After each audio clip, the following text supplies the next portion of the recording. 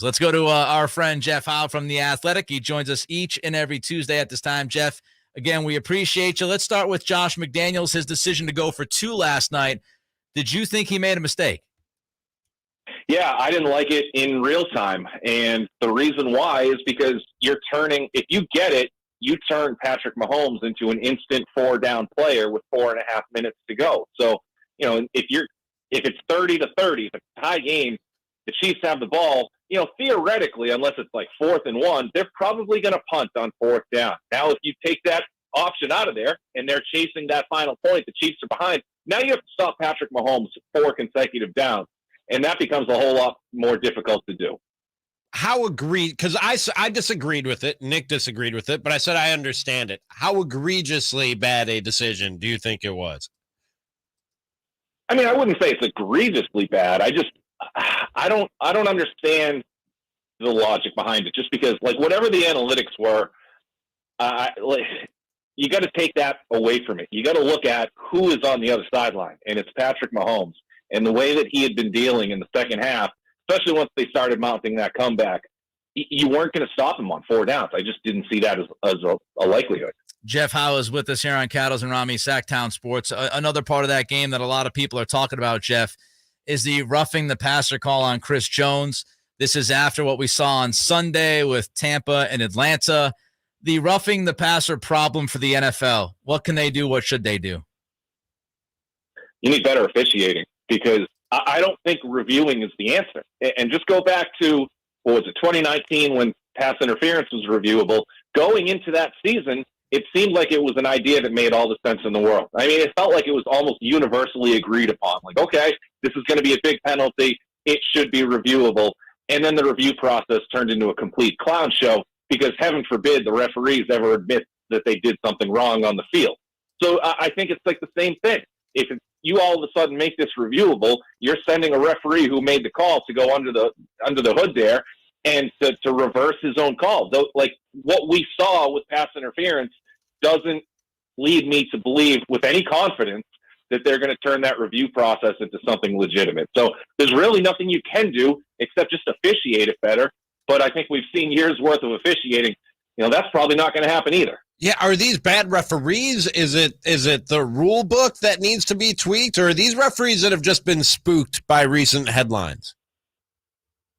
Well, you certainly can consider all of that. Now, I think the referee who called it last night, if I'm not mistaken, I think he's been in 2 of the last 6 Super Bowls. So that's a good referee, and he made a big mistake. And you know what? The holding on the field goal that screwed the Raiders there out of basically 7 points. Mm-hmm. That was even worse. So there was a lot for both teams to complain about. There were uncalled holds. There were some questionable ones. Like, both teams have a major gripe with the officiating in that game. But I think that's almost worse.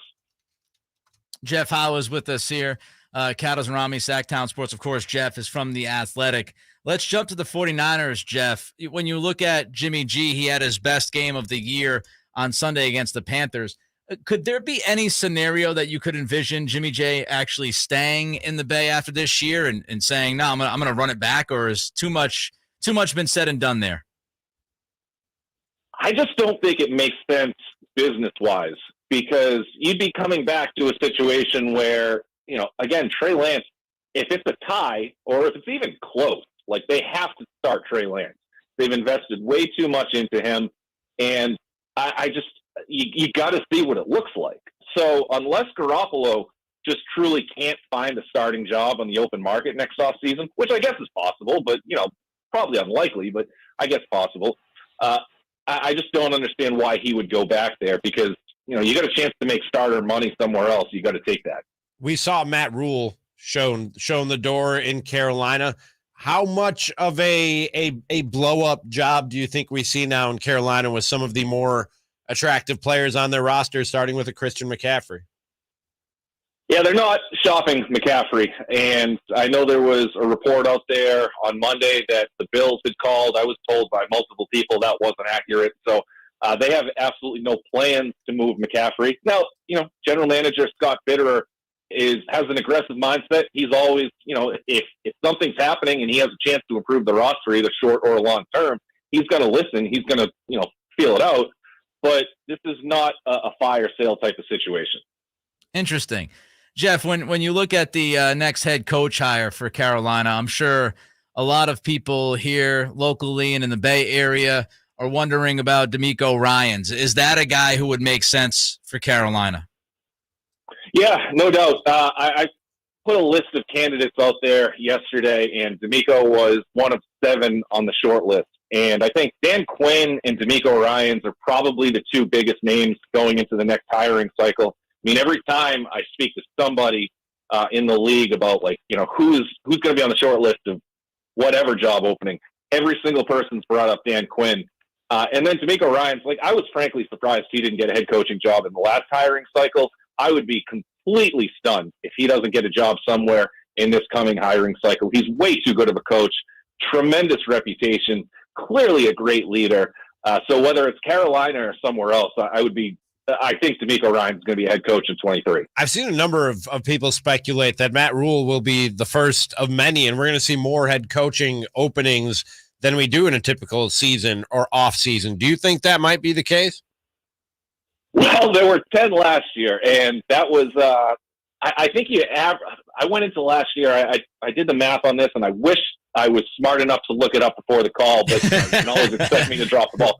I think there's an average of 6 or 7 per year, or going back about 10 years. I think it was right around 7.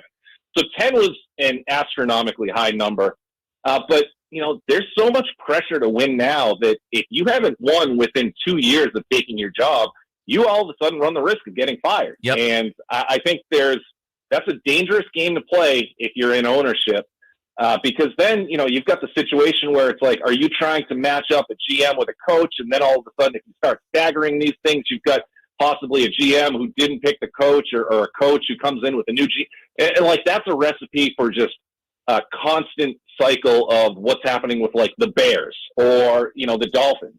I think maybe the Dolphins have probably gotten it right with McDaniel, but you go back years and years and years. I mean, there are organizations that can't get it right, and they keep flip-flopping every couple of years, and they don't necessarily bring in the right pair at the right time, and you're just in a constant state of purgatory. So it's not going to hit 10 again. Is it going to hit 7? I don't think so, because I think it should probably correct itself with the law of averages. But we'll see. I mean, owners are impatient people. Last one for you this week, Jeff. Teddy Bridgewater was taken out of the game over the weekend.